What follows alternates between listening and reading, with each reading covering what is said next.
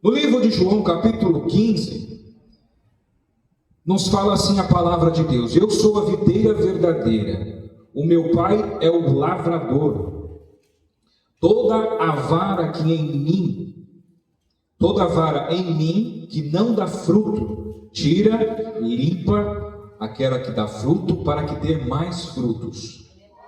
Vós estáis limpos pela palavra que tenho falado. Estais em mim e eu em vós. Como a vara em si mesma não pode dar frutos, se não estiver na videira, assim também, se vós não estiveres em mim. Eu sou a videira, vós as varas. Quem está em mim e eu nele, esse dá muito fruto, porque sem mim nada podeis fazer.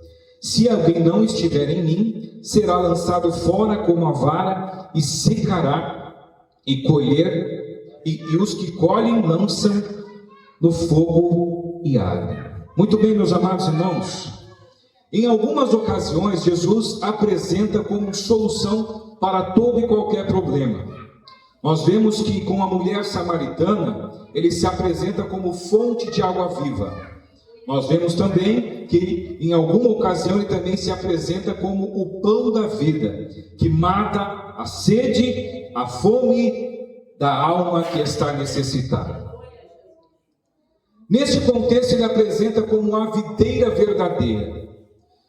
Partindo do princípio que estamos falando sobre videira verdadeira, existe também a videira falsa. E é isso também que nós vamos ver nessa noite no contexto. A palavra de Deus nos diz, no livro de João, capítulo 1, verso 4, nele estava a luz dos homens. Nos diz também, referente à vida, no livro de João, capítulo 5, 26, aleluia, o Pai tem a vida em si mesmo e dá ao Filho também. Segundo Colossenses 19, porque nele habita a plenitude da verdade. Então, Jesus, como videira verdadeira, é o único que pode fornecer a vida. Os ramos não têm essa condição. Os ramos dependem da videira para que ele possa produzir frutos. Então ele tem que estar ligado na videira. Nós somos os ramos.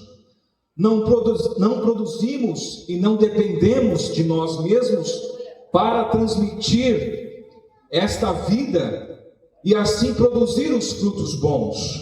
Aleluia, louvado seja Deus. É necessário então estarmos conectados à videira para que assim nós possamos receber a sebe, que é a vida, e assim também produzir bons frutos. Louvado seja Deus. Aleluia. Sem Cristo não há vida espiritual, não há crescimento, só há a possibilidade de morte, até mesmo a longo prazo. Glória a Deus. Nos fala a palavra também que nosso Pai lavrador, ou seja, ele é o agricultor. Quem trabalhou na lavoura sabe os padrões em que se planta. Deus, por sua vez, ele tem os seus próprios padrões pré-estabelecidos. Aleluia. Deus, ele cuida da plantação, cuida da terra fértil, cuida de toda e qualquer proteção para que não seja afetado os frutos. Louvado seja Deus. Com toda essa estrutura, aleluia, Deus também, como agricultor, aleluia, louvado seja Deus, como lavrador, ele tem uma expectativa de frutos bons. Aleluia, ele cria uma expectativa de toda essa estrutura, afinal ele planta em terra fértil, promove a sebe, tem a proteção, tem os muros que se protegem então aquele fruto, para tudo cooperando para que seja uma bênção, para que dê muitos frutos, frutos agradáveis. Aleluia, louvado seja Deus. Mas nós vamos ver que a questão do que Deus vai nos chamar a atenção no livro de Isaías capítulo 5. Louvado seja o Senhor. Isaías capítulo 5 vai nos mostrar aspectos da videira falsa. Glória ao nome de Jesus. Aleluia. Livro de Isaías capítulo 5, verso 1 em diante nos diz assim: agora cantarei ao meu amado o cântico do meu querido a respeito da sua vinha. O meu amado tem uma vinha numa colina fértil. Cercou, limpou das pedras, plantou com excelentes vides, edificou no meio dela uma torre e também construiu nela um lagar. E esperava que desse uvas boas, porém deu uvas bravas. Olha o perigo que o diabo tem feito, quem sabe nos últimos dias. Tem se feito de videira para confundir a muitos. Nós observamos que a videira verdadeira temos uma dependência total, ou seja, a vara está conectada à videira. Deus, como agricultor, cuida da raiz dessa videira, que assim por sua vez a videira transmite a vida para a vara, que transmite vida para os frutos, e assim se crescem os frutos agradáveis. Agora nós reparamos que Deus plantou, Deus regou, nos fala a palavra dele, aleluia, construiu um lagar, criou um edifício, excelentes vides. Deus criou uma estrutura excepcional, com uma grande expectativa para que se criasse bons frutos. E o que aconteceu? Neste contexto nós vemos que a videira falsa produziu frutos ruins, uvas bravas, amargas. E agora nós vamos ver a diferença de como Deus trata a verdadeira videira e a falsa videira. Aleluia. Vamos ver a importância do que Deus quer de nós. Evidentemente que nós temos também que alimentar o Espírito que habita em nós, porque assim como nos diz a palavra de Deus, o Espírito está pronto, mas a carne é fraca. E se nós não observarmos essa ação do Espírito, não alimentarmos ele com a palavra de Deus, com jejum, com oração, nós vamos ser presa fácil. Aleluia, louvado seja Deus. Isaías 5,3 nos diz: agora pois, ó moradores de Jerusalém e homens de Judá, julgai vós entre mim e a vinha. Que mais se podia fazer a vinha que eu não tenha feito? Porque esperando que desses boas, veio dar uvas bravas. Olha Deus perguntando aonde ele errou. Se ele deu toda uma estrutura, teve todo o cuidado, teve toda a proteção, por que deu errado? Aleluia.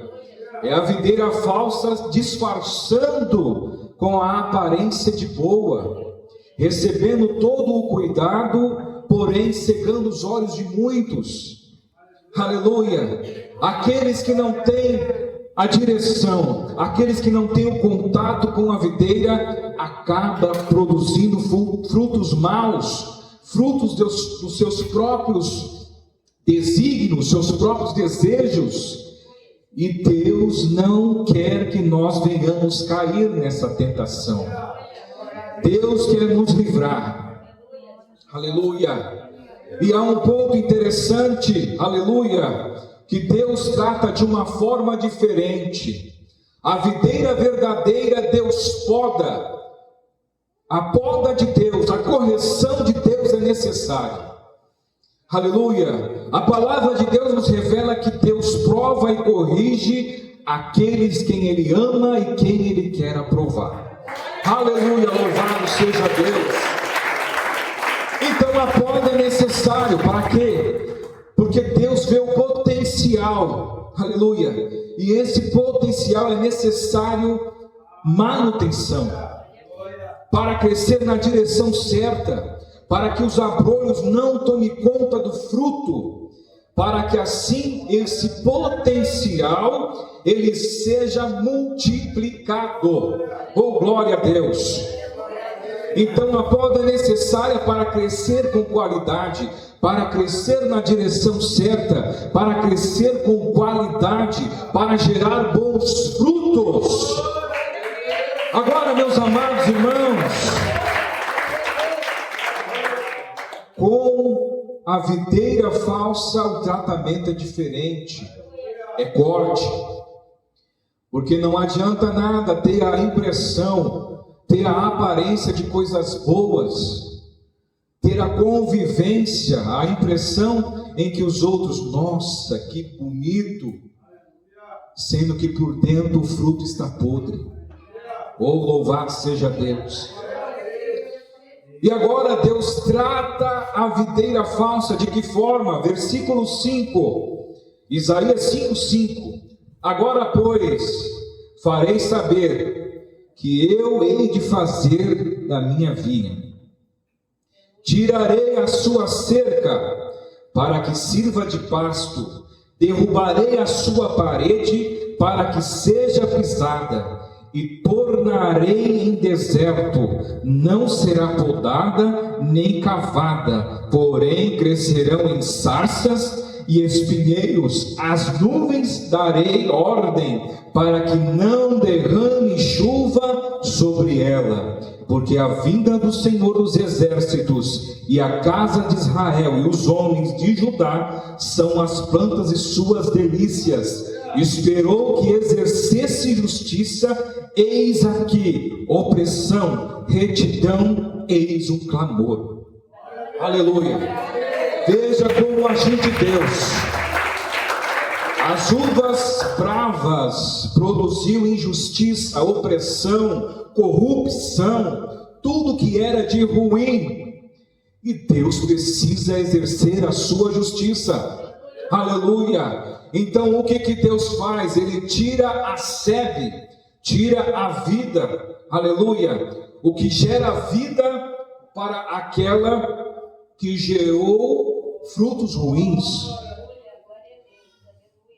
Ele tira também a cerca, que os que cercavam, para que não pudesse haver invasores.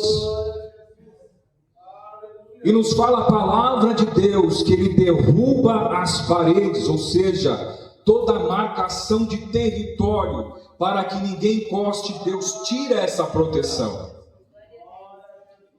Então o corte da videira falsa, Deus nos revela que tira toda a proteção e fica vulnerável. Por quê? Porque a videira falsa tem a pregação do mundo. Você pode viver independente, você pode ser quem você quer, aleluia, mas não mede as suas consequências. E Deus está mostrando aqui nesta noite, esse que ficar desligado da videira e não entender a visão será cortado. Aleluia. E Deus dá oportunidade nesta noite. Oh, glória a Deus. Então Deus tira toda a proteção, porque aquele que não quer viver a vontade de Deus, se torna inimigo de Deus. Aquele que não quer fazer a vontade do Senhor, esse então se torna inimigo de Deus e vive sua própria vontade, tratando assim das suas próprias consequências. Ficando vulnerável, nós entendemos entre linhas que expõe ao inferno, porque aquele que não está ligado à videira verdadeira, ele faz a sua própria escolha. Podemos sim traçar um paralelo com aquele que viveu acostumado e teve uma herança, Vamos aqui falar um pouco de Gênesis 13, Abraão com Ló. No capítulo 12, melhor dizendo, Ló, por cultura, entrou ou recebeu a herança de Abraão. E nos diz que conforme o tempo, Abraão sempre levantava um altar para Deus. Mas Ló vivia somente encostado. Ló vivia somente na comodidade da intercessão de Abraão. Então, conforme o tempo foi passando, Ló foi crescendo, foi prosperando, mas nunca diz que Ló foi muito rico, e sim Abraão. Chegou um certo momento em que a justiça de Deus precisa ser aplicada. Todo aquele que pensa que a visão sem Deus vai muito longe, Deus dá chances, Deus dá oportunidade, Deus deu riqueza para Ló, mas Ló não enxergava isso de Deus. Ló estava com uma herança, aleluia. Essa herança foi de família em que Abraão assumiu para a sua vida, porém Ló, no decorrer da caminhada, já estava gerando conflitos entre pastores de Abraão e pastores de Ló. Todo aquele que pensa que vai crescer sem Deus, tem um próprio tempo determinado. A justiça de Deus, ela é aplicada. O mundo oferece prazer, independência, controle, reconhecimento. Mas Deus é diferente. Jesus nos diz que Ele apresenta como a vida e a vida com abundância. E o ladrão representado com a videira falsa, representa essa aparência em que o ladrão veio para roubar, matar e destruir. O ladrão, ele não vem de uma vez só, ele analisa no contexto em que estamos lendo, ele analisa a brecha para que ele possa atuar. Se você está ligado na videira, Deus te protege e te guarda para que você dê bons frutos. Louvado seja Deus. Em toda essa estrutura, para que nós venhamos evitar de cair na tentação do diabo, na tentação de Satanás, nós precisamos ter uma estrutura espiritual. Precisamos sair da questão da aparência, viver na essência da videira verdadeira. E podemos também, com isso, alcançar o favor de Deus. Oh, louvado seja o Senhor! Nós devemos nos esforçarmos para permanecer na videira. A palavra de Deus nos diz, no livro de Mateus capítulo 11, verso 12, o reino dos céus é tomado por esforço. Então não é por acaso que o Senhor te trouxe aqui para te revelar. Ele tem o controle de toda e qualquer situação. Se você busca o reino e permanece nele, Ele vai te dar vitória. Aleluia! E esse esforço também é acompanhado de renúncia. A palavra de Deus nos diz em Lucas capítulo 9, 23... Aquele que vier após mim, negue-se a si mesmo, toma a sua cruz e siga-me.